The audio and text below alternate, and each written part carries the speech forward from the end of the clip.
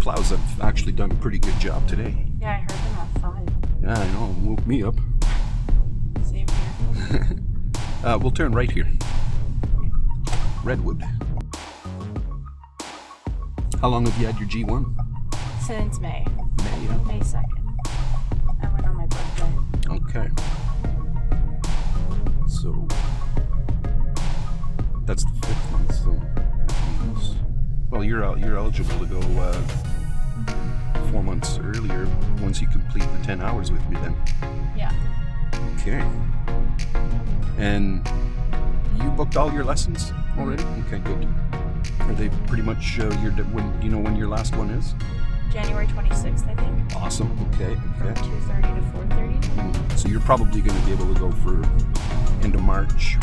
End of February. Mm-hmm. Maybe beginning of March. So that's great. That back window for some reason fogs up. I don't know why.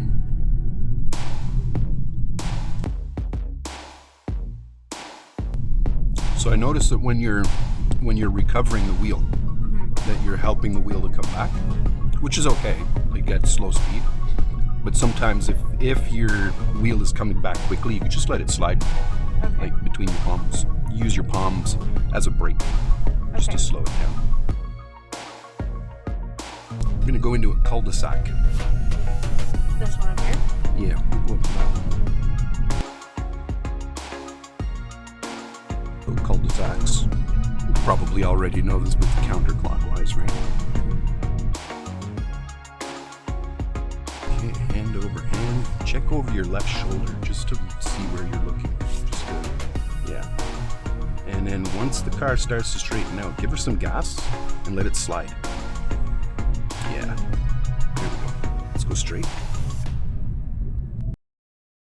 And we'll make the first right turn here on Chloe. Okay.